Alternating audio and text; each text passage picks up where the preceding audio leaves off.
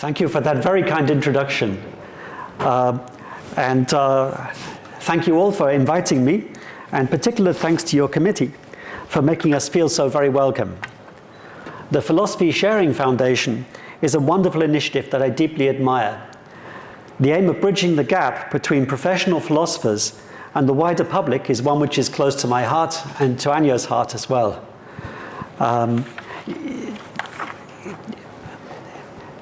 Life itself seems to throw philosophical problems at us fairly regularly, so I think everyone thinks about philosophy at some point, and it's to some extent inevitable that we do philosophy as well as being endlessly fascinating. It's possible that some of you may have been slightly misled by the title of my talk, What is a Point of View? By the fact that I do this job running a philosophy magazine, which I started a long time ago. About 35 years ago, I decided it would be a good idea to launch a magazine to try to make philosophy available to the general public. And I spent nearly all my time since then publishing Philosophy Now magazine, with my colleague Grant Bartley, editing over 4,000 articles to put in it. Editing over 4,000 articles to put in it from at least 2,500 different authors, all of them fascinating, very varied. They include, for example, Matt Fortrup, who gave your annual lecture 2 years ago, and many, many others. And the articles are written from so many different points of view. There are atheists and Christians and dualists, monists, empiricists, rationalists, physicalists, existentialists, Marxists, post-structuralists, Stoics, and so on. So you might have thought, what would it be like dealing with all of those different authors with all of these different points of view in that sense? But that's not mainly what this talk will be about, although it has in some ways inspired it. I'll be talking about points of view in a different sense. So the topic of this talk actually goes back to when I was doing my master's degree at the University of York. During that time, I came to the conclusion that various arguments that I came across in ethics were due to confusions between different points of view there. As the years went past, I noticed more and more such confusions playing a role in core controversies in other areas of philosophy too. Each time, the argument seemed to slide from propositions concerning subjective viewpoints to ones concerning objective viewpoints, or vice versa, or else confused different subjective viewpoints without people noticing, and generally getting into an unnecessary tangle. I'm hardly the first person to say this. The great Thomas Nagel wrote a whole book about it in 1986, called The View from Nowhere. However, he does focus mainly on the tensions between the objective viewpoint, the one he calls the view from nowhere in particular, and the subjective viewpoint of the same object. So these are the very first words of his book, where he says that it's about the problem of how to combine the perspective of a particular person inside the world with an objective view of the same world, the person and his viewpoint included.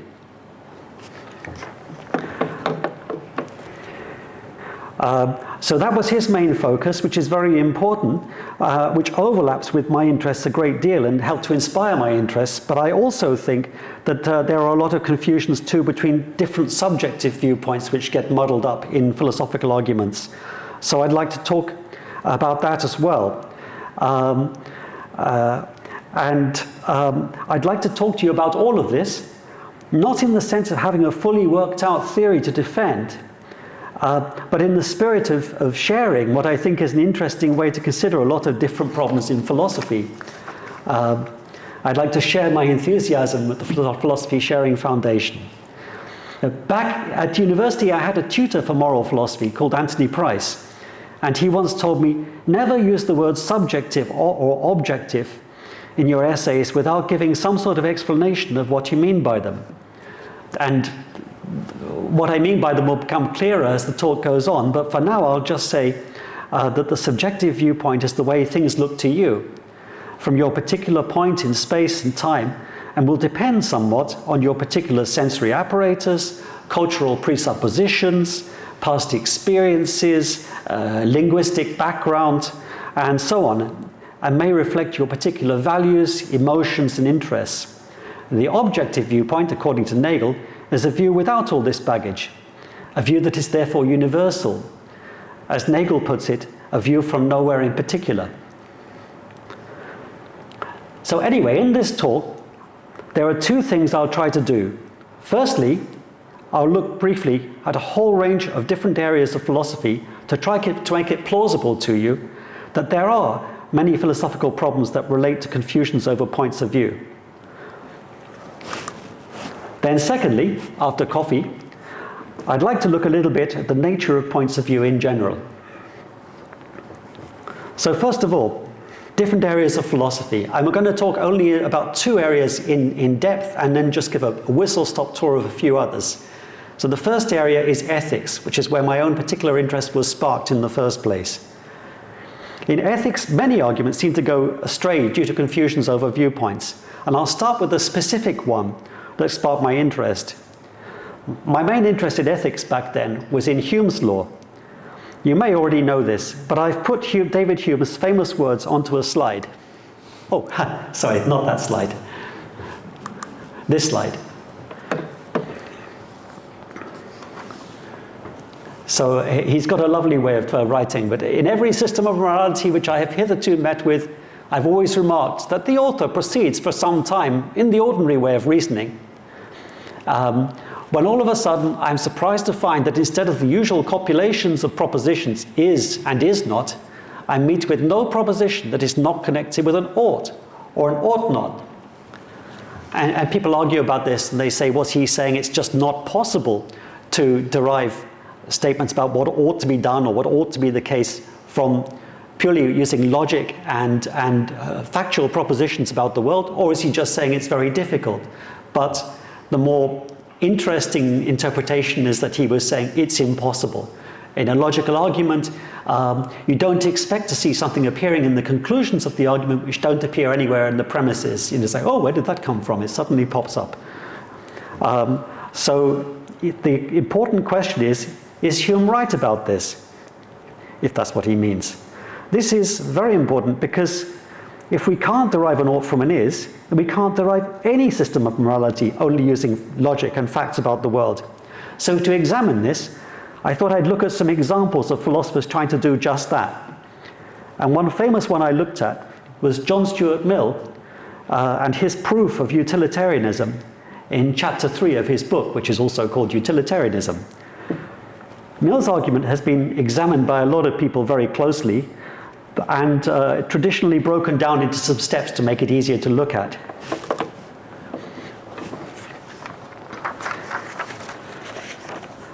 So this is the whole argument basically in these steps. He says that ultimate proof comes only from observation of the world. He's an empiricist. He thinks this is the only place we get knowledge from is observation of the world. Then questions about ends, about purposes, about the point you have when you make an action. Questions about ends are questions about what is desirable. Okay.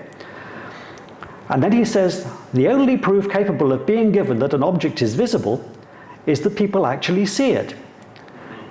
In like manner, I apprehend, the sole evidence it's possible to produce that anything is desirable is that people do actually desire it. And I still think this is very clever. I don't know if it's right or not. This number 3 has had a lot of attention from people over the years. Anyway, that's what he says. And then number 4, each person desires his own happiness. That seems highly likely. Number 5, therefore, each person's happiness is a good to that person, and the general happiness is a good to the aggregate of all persons. Number 6, therefore, we should act so as to maximize the general happiness, which is basically utilitarianism. So if he's right, then, and we can't find any flaws in this, then basically we all have to be utilitarians if we're reasonable people. There's no way out of it. So sorry, that's what you have to be. But lots of people have said that there are flaws in this argument, and everyone's got their own idea about what they are. So in my case, I was particularly dubious about number 5 here. And I thought, well, okay, this is a little bit too fast, really, what he does here. So if you break this down into some steps to try to see what he's up to, so you say, well, okay, what's he doing here? He's first of all saying each person's happiness is a good to that person. So we've gone from 4, each person desires his own happiness, to each person's happiness is a good to that person. Therefore, happiness is a good. Therefore, any entity's happiness is a good to that entity. Therefore, the happiness of the aggregate of persons is a good to the aggregate of persons. I think he starts to go wrong in 5c, because it isn't any entity that can appreciate happiness in this way, that can experience the good of happiness in this way. It only really applies to entities which are capable of feeling happiness. The table can't, this podium can't experience happiness. You can experience happiness. Our dogs can experience happiness, and lots of things can, but not just everything. So the aggregate of persons in 5D is not the kind of entity that can feel happiness. This is where he goes wrong. He's made an error about viewpoints, sliding from what is desirable to particular individuals to what is desirable to the community at large. So, having convinced myself, rightly or wrongly, that this was the mistake here, I tried to develop a form of notation to make it easier to keep track of the viewpoints in ethical arguments, and more obvious when errors about viewpoints are made.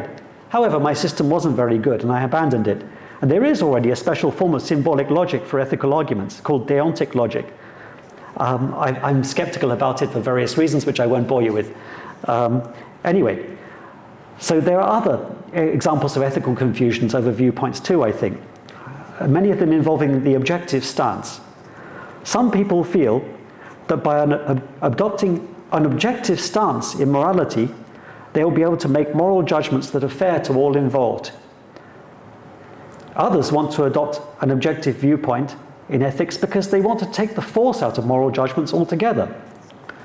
For example, in the film The Third Man, the gangster Harry Lime, played by Orson Welles, is talking to an old friend at the top of the big Ferris wheel in Vienna. He's trying to justify his black market dealings in fake medicines, which are making him a lot of money, but have put a lot of innocent people into hospital.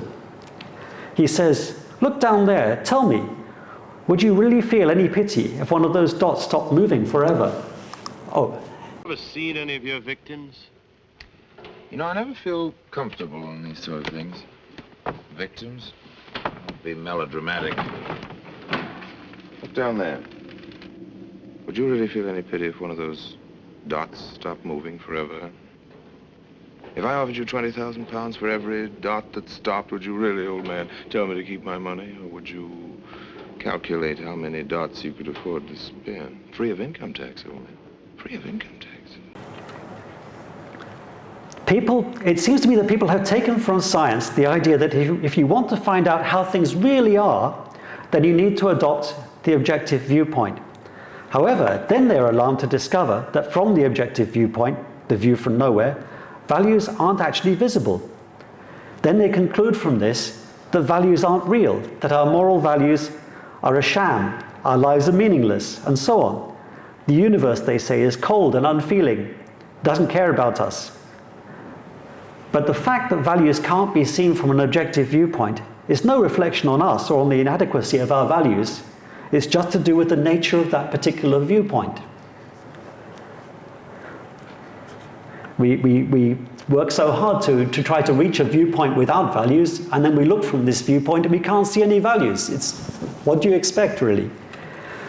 So some people think there's no objective morality, and that if there's no objective morality, then morality isn't real, which in turn means we can all do whatever we like, or at least that morality is entirely relative. I disagree. Even if morality has no objective basis, which seems unclear, then we still all need to find ways to get along together, to work together, and we still feel compassion and sympathy for one another. So perhaps this is where moral philosophy should take its starting point. Okay, then I'd like to talk about confusions in philosophy of consciousness, philosophy of mind, which is another obvious area of difficulty. This is one of the biggest and most intractable scientific and philosophical problems in the world today, what David Chalmers called the hard problem of consciousness. This is the problem of explaining how and why we have phenomenal experiences, why there's something it's like to be us. There is something it's like to be you. You experience the smell of coffee, the colors of the sunset, and you have a wide range of deep or fleeting emotions. In other words, you have a rich inner life. A robot dressed in your clothes would presumably not experience any of these things. Why do you experience them when the robot can't? You're different from the robot in many, many ways, but which specific differences result in you being able to experience stuff? Dan Dennett says he can explain consciousness, but others claim he misses the point. David Chalmers uses thought experiments about zombies to argue that consciousness is a fundamental, irreducible component of the universe alongside matter. Some philosophers, like Colin McGinn, say we'll never be able to solve the problem because our minds just aren't equipped by evolution with the necessary tools to do so. Nearly everyone seems to agree that consciousness is a very hard problem. And clarity about viewpoints will not in itself provide a solution to the hard problem of consciousness, I think. However, it's difficulties over viewpoints that make that problem so intractable. It was Thomas Nagel, perhaps unsurprisingly, who wrote a classic essay about the difficulty of accessing other viewpoints. And it was called, "What is it like to be a bat?" 1974. Suppose in our efforts to solve the hard problem, we had managed to develop a theory of consciousness where we say that any entity displaying such and such a kind of neural activity should be conscious. Now, we can't check that theory because we're not able to occupy the viewpoint of the entity in question. Let alone occupying the viewpoint of a bat, we can't even know with complete confidence what it's like to occupy the viewpoint of another human being. And we certainly don't know what it's like to be a tree or a thermostat or the internet or a pocket calculator or indeed an AI chatbot. As Nagel might have asked, what's it like to be a bot? So this is a big obstacle in the way of solving the hard problem of consciousness. Our inability to occupy the viewpoints of other entities prevents us from testing out our theories of consciousness. This problem of other minds goes back a long way. In ancient Chinese philosophy, in the Taoist classic, the Zhuangzi, two philosophers are standing on a bridge over the river Hao and looking down at the fish. They are Zhuangzi and his friend Huishe. Zhuangzi says, look down there, outswim the minnows, so free and easy. That's how fish are happy. And Huishe says, you're not a fish. Well, from where do you know that the fish are happy? And Zhuangzi says, you're not me. From where do you know that I don't know the fish are happy? And Zhuangzi says, Huishe says, we'll grant that not being you, I don't know about you. You'll grant that you're not a fish, and that completes the case that you don't know the fish are happy. And Zhuangzi says, let's go back to where we started. When you said, from where do you know that the fish are happy? You asked me the question already knowing that I knew. I knew it from here, from up above the river Hao. So all that time ago, this is, roughly in the time of Aristotle, maybe just after, already this subtle discussion of the difficulties of accessing other minds and the difficulties surrounding viewpoints from which you say things. Although we can only occupy our own viewpoint, we do at least have the advantage of being able to occupy that viewpoint at different moments in time and seeing how our states of consciousness alter from moment to moment in response to different external stimuli. If I give you a general anesthetic, you'll lose consciousness. Later, you'll regain consciousness. Your brain is still the same physical entity throughout that sequence of events, though its neural activity changes. At night, when you fall asleep, you lose consciousness, but may experience dreams. These dreams correlate with periods of rapid eye movement. each of us at some point in the future will cease to have any neural activity at all. So the confusion. Neuroscientists and some philosophers sometimes think that by telling a convincing story about the brain in terms of inputs and outputs and neural activity, they've therefore explained consciousness. For example, see Consciousness Explained by Daniel Dennett. But this is merely a convincing description from an objective, external viewpoint. Such a description is necessary to an explanation of consciousness, but it's not a complete description in itself. A complete description has to include the subjective viewpoint too, that there's something it's like to be you or me. There's a class of theories in philosophy of mind, collectively called dual aspect theories or double aspect theories. They claim that conscious experience is basically what the world looks like from the perspective of a living brain. The mental and the material, therefore, are different aspects of the same reality. This idea traces back to Spinoza, and Nagel, perhaps unsurprisingly, discusses it in his book, The View from Nowhere. I won't go any deeper into it than that, because that's not primarily what the talk is about, and there wouldn't be time. And a study of the nature of the subjective viewpoint, though, might help us to crack the really hard problem of consciousness. In fact, in many respects, the subjective viewpoint is consciousness. Should we say you occupy a viewpoint, or that you are a viewpoint? I'll come back to that at the end of the talk. For now, I'll simply observe that a better understanding of the relationship between the subjective and objective viewpoints would be a huge help in solving the mind-body problem, although not sufficient. I'll move on to some other areas of philosophy, but much more briefly. The philosophy of time. Oh, this is a special issue. We had about it a long time ago. So the go-to guy in philosophy of time is a philosopher who was called John McTaggart Ellis McTaggart, a wonderful name. And he distinguishes different theories of time, and he calls them Series A and Series B theories of time. And mainly they're distinguished by the following: that in Series A theories, time flows past a stationary observer, and in Series B theories, the observer is floating down a river that carries him or her past events taking place, as it were on the river's banks. I don't have any answer to the many questions that this raises, but I just want to point out to you that again it seems to be about seeing the thing from different points of view, and that striving for absolute clarity about the exact nature of those viewpoints may be a way forwards. Next area of philosophy, free will and determinism. Most of you will know something already about the long controversy between, on the one hand, determinists who think every action we take and every choice we make is a result of chains of cause and effect stretching back into the distant past, which kind of implies that future actions you take are predictable, that you don't have a choice, that it's going to be the way that's already determined by what's happened so far. And there are those people, and there are supporters of free will, who say the choices we make are genuine choices, and we could have chosen differently. And then there are also a group called compatibilists, according to which our choices are both genuinely free and subject to causal laws.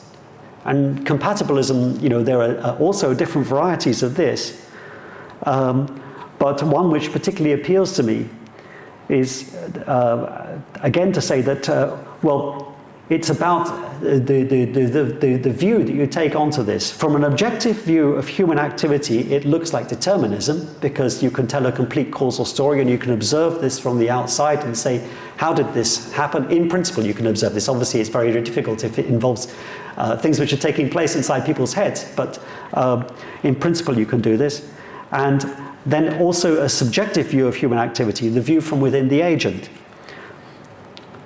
where it does look like free will. You're taking choices which are based on your reasoning and your desires and what you want to do. And these two views are views of the self-same thing from different standpoints. Next area of philosophy, metaphysics. I'm cheating here slightly, that's Einstein. I'm using a slightly wide definition of metaphysics here. So, the special and general theories of relativity.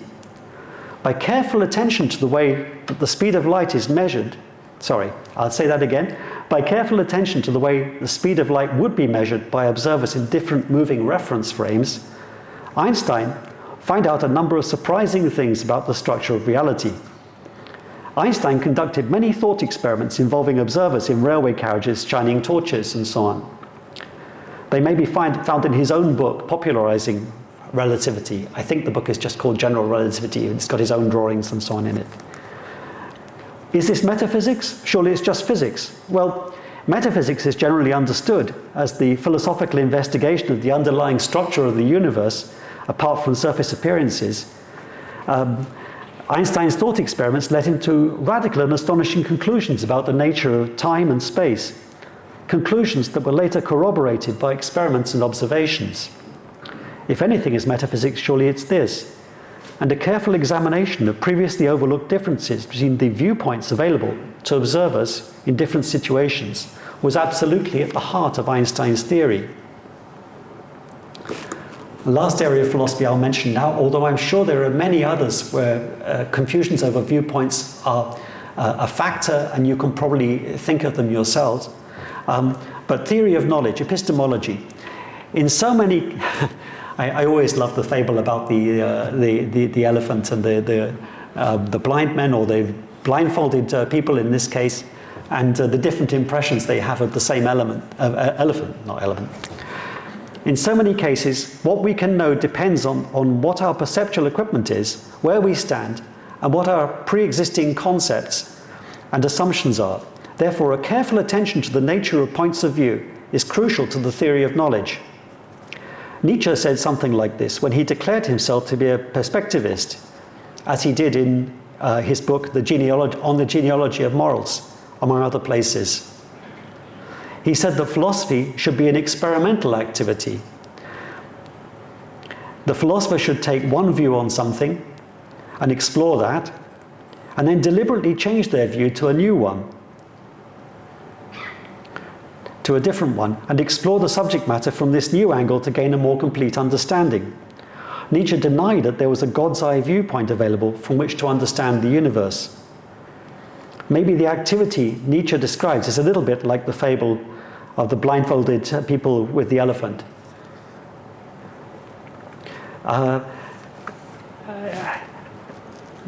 This, I think, is the time when we take a break for coffee, and then after the break I'll try to talk a little bit about the general nature of points of view.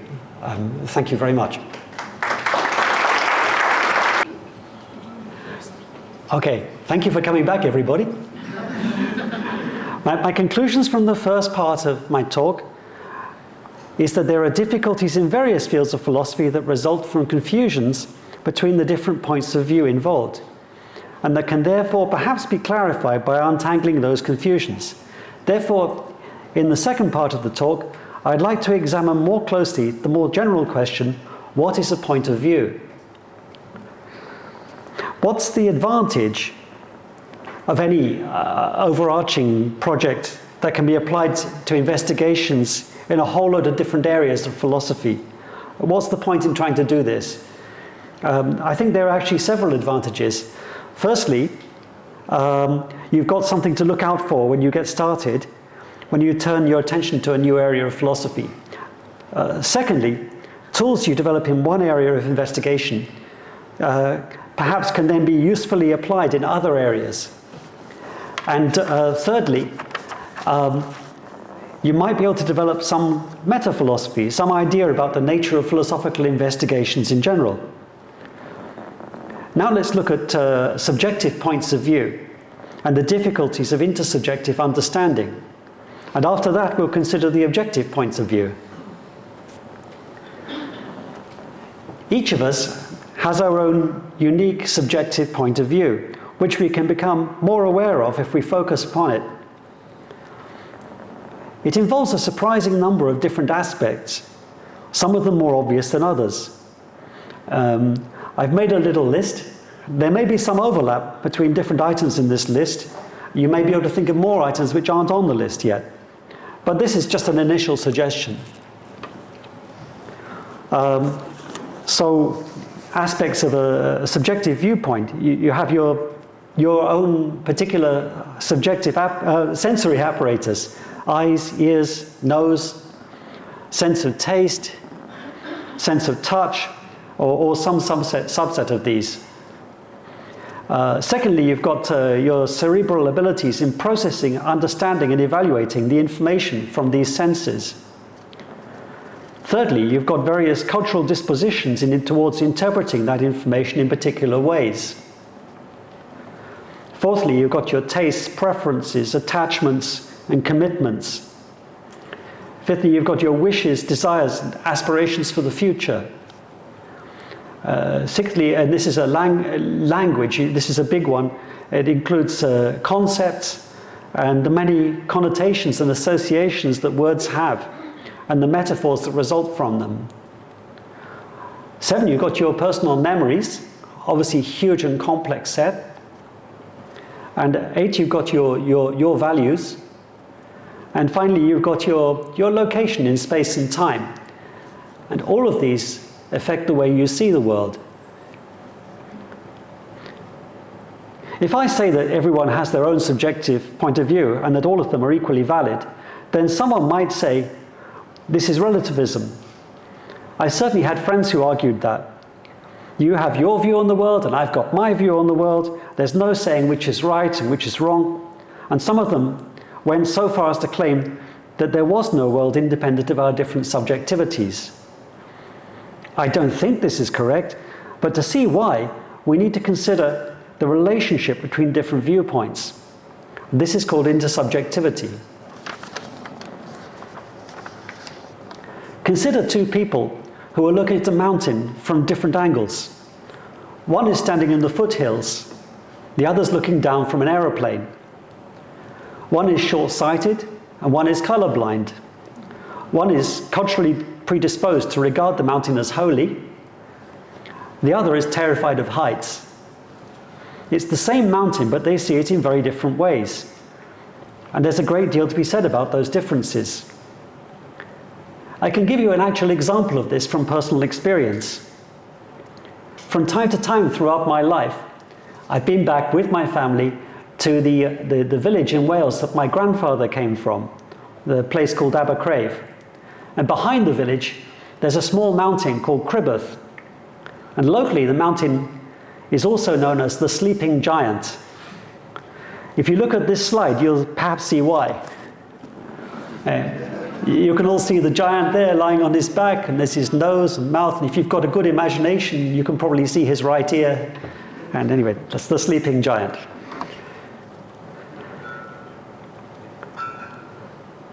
That photo is taken from the car park at the village school. But here's another picture of the same mountain taken from the car park of a pub a couple of kilometers up the road called the Ancient Britain.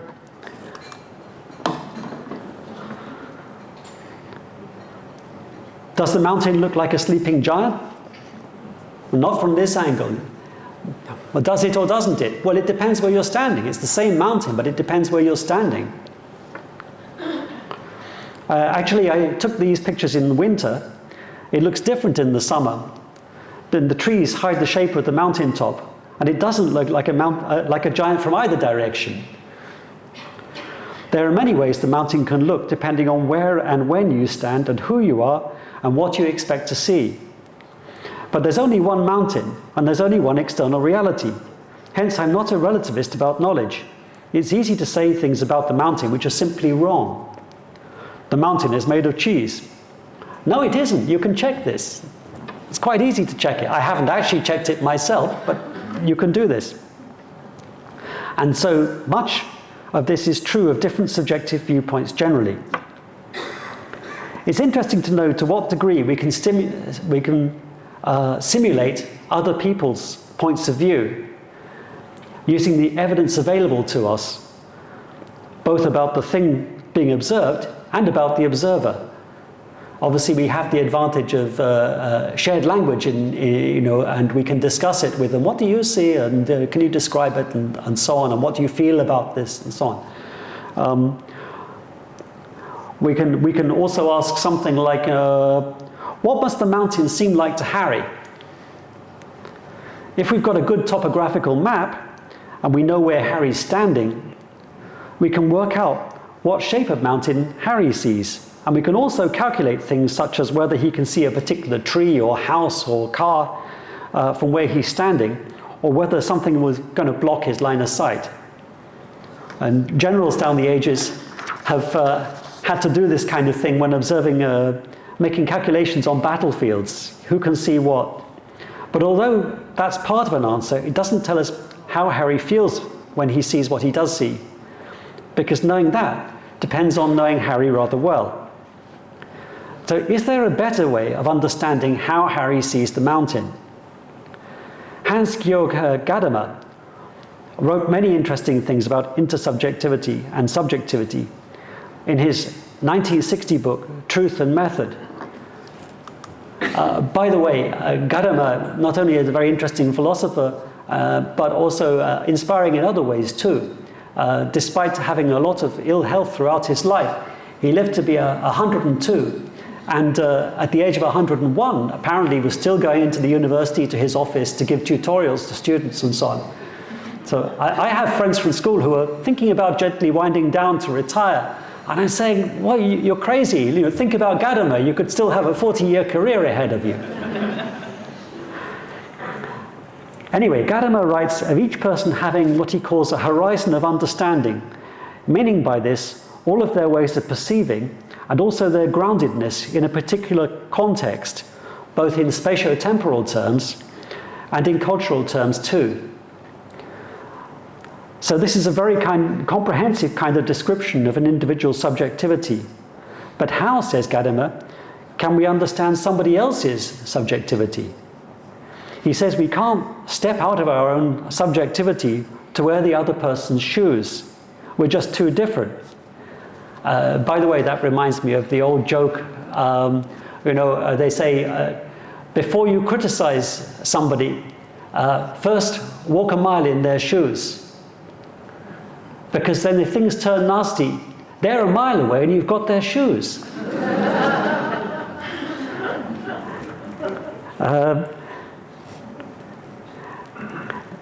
Gadamer says we can't do that anyway. We can't step into the other person's shoes, not just like that. But he thinks we can manage what he calls a fusion of our horizon of understanding with that of the other person. Well, how? Well, we can explore their background, their motivations, and so on. And we can also strive for a critical self-understanding, and then use that self-understanding to understand the differences between our horizon and that of the other person. And then through this difficult, painstaking method, we can come to some extent to a deeper understanding of the other person's horizon.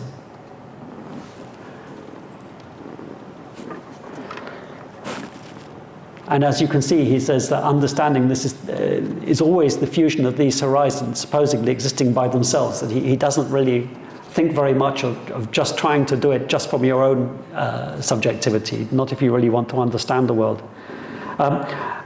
Anyway, so let's briefly look at the nature of objective viewpoints now, and what certain philosophers have said about those. Robert Nozick, you probably know as the author of Anarchy, State and Utopia. But in 1997, I had the good luck to hear Robert Nozick giving his presidential address to the Eastern Division meeting of the American Philosophical Association in Philadelphia.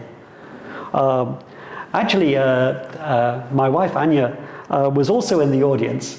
But that was coincidence. We hadn't actually met yet. We didn't meet for a few months afterwards, but we just both happened to be in this meeting. And so he was talking. The title of his talk was Invariance and Objectivity. And he gave us a picture of his idea of what objectivity is. So this basically is it. He says, okay, these are three things about objective facts.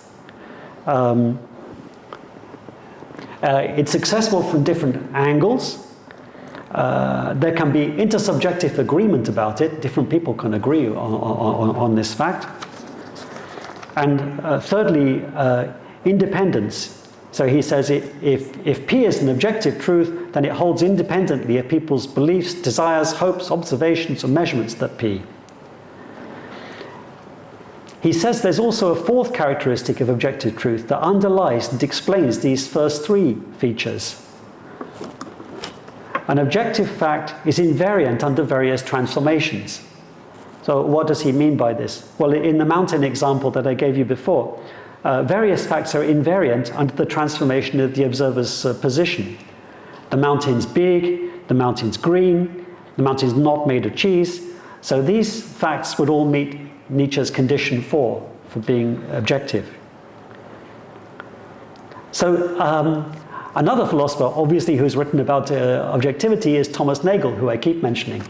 Thomas Nagel says that the objective viewpoint is one that's independent of the nature of the observer. He also says it's the viewpoint from which both we and the object we are observing are visible. So there you are, you're sitting in your chair and you're looking at the table there with the green cloth on it. That's your subjective viewpoint.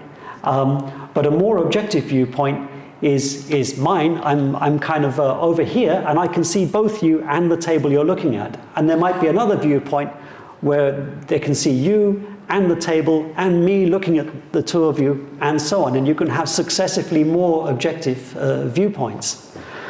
Until he claims the most objective viewpoint is the view from nowhere, which has no specific location and no specific value commitments. And so much of his book describes cases of philosophical confusion, as we've seen, between objective and subjective viewpoints. But it seems to me that confusion between different subjective viewpoints are also widespread. So we need to understand the nature of the subjective viewpoint as far as we can. Why does each of us have a subjective viewpoint at all? Why is there something it's like to be you or me or a bat? Is there some evolutionary advantage to it? Perhaps it's for the ease of data recovery. It's more efficient to organize sense data into a representation of the external world than just to have a set of electronic registers somewhere in your brains containing different values. Maybe this makes it easier and faster to spot anomalies and identify patterns, which obviously is very important in, dangerous nature out there where there are predators and so on. You want to be able to do this kind of thing fast. Modern computers can also have an internal model of the world, but perhaps consciousness is a combination of that with the fact of valuing. We have emotions and tastes. Unlike a computer, we have to survive in the world, and this involves continually making choices. And to make choices, we have to have preferences and ultimately values. So the problem with a picture of subjectivity as having an internal model of the world is that of the famous Cartesian theatre. There's a danger of an infinite regress. They say, okay, the idea of the Cartesian theatre is, there you are, and inside your head, there's a little person looking at a screen with a representation of the external world. And that's subjectivity. And then people say, yes, okay, but the little person in your head, what's going on in their head? Do they have an even smaller person with a little screen, and so on and so on? So there's this danger. So, okay, I don't have a position on this, but I think it's interesting.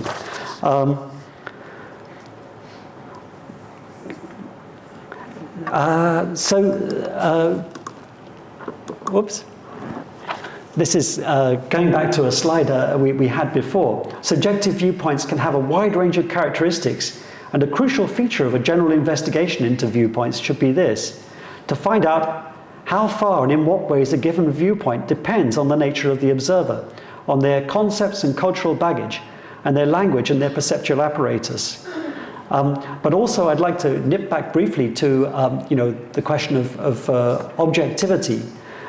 Supposing you're a scientist and you and your colleagues are conducting a difficult experiment, it requires absolute care, and maybe there's a lot hanging on it, and one of your colleagues says to you, try to be objective. Maybe things have got a little bit heated. So try to be objective. What does that mean? It's not an uncommon thing to hear in a research context, I think. You've got this big theory. The theory is very beautiful. You hope the experiment is going to validate it because it's such a beautiful theory. And in your head, you're composing your Nobel Prize acceptance speech and wondering about your promotion and all sorts of things.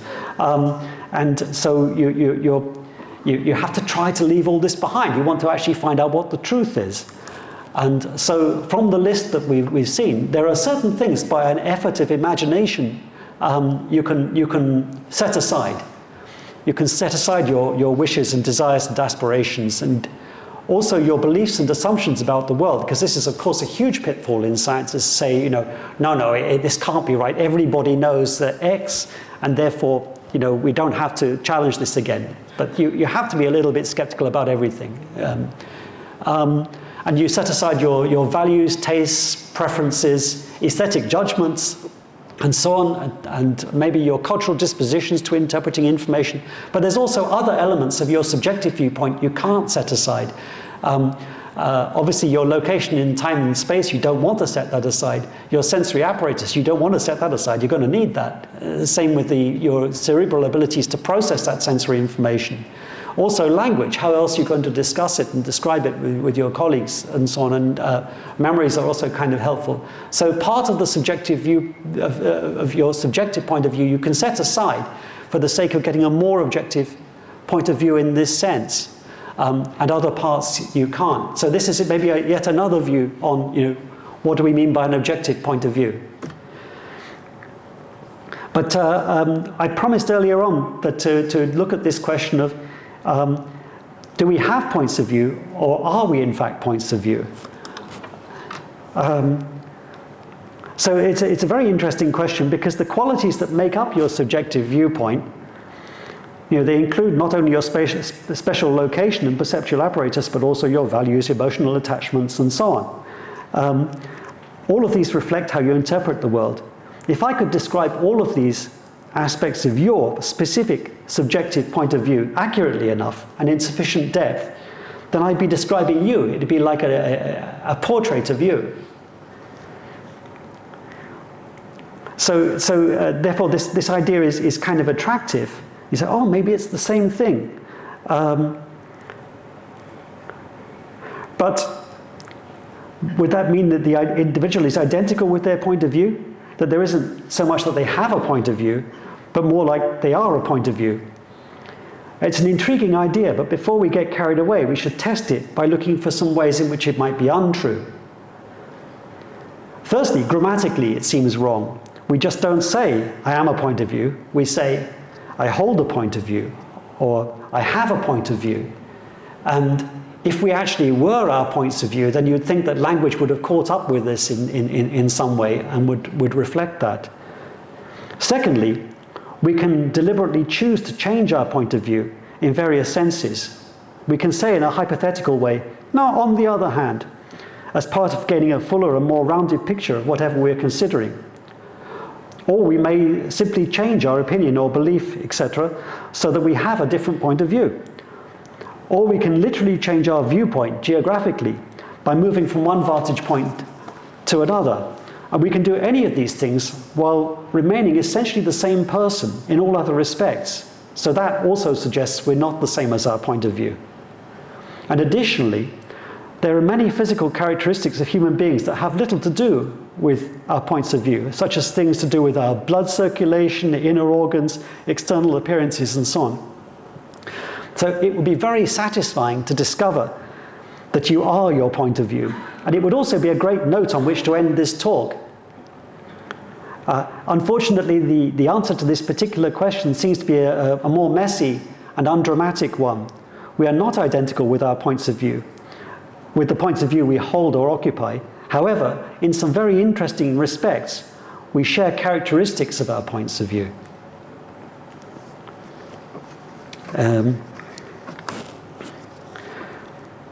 There are at least as many subjective viewpoints as there are human beings. There are also artificial subjective viewpoints at a collective level.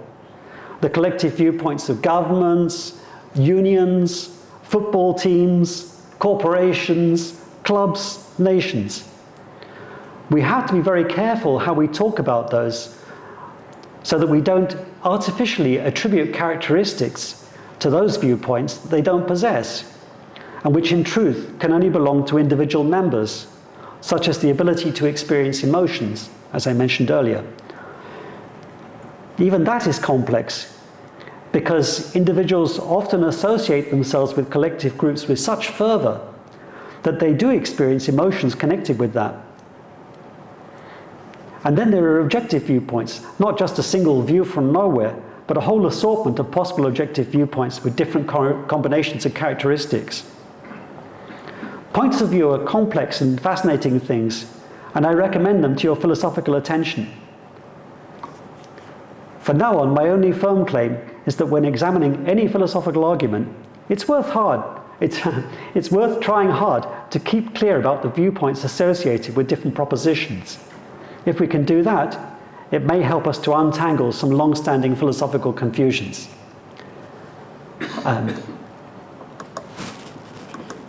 I'm going to leave a cartoon up there that someone sent me the other day, Calvin and Hobbes. Someone else said,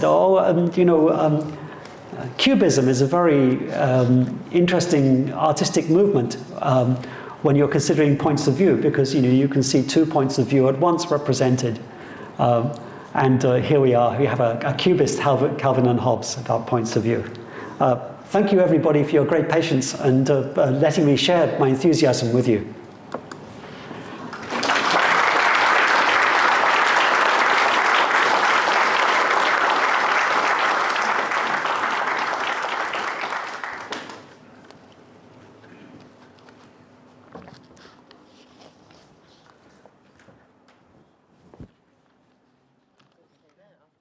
Do I stay there?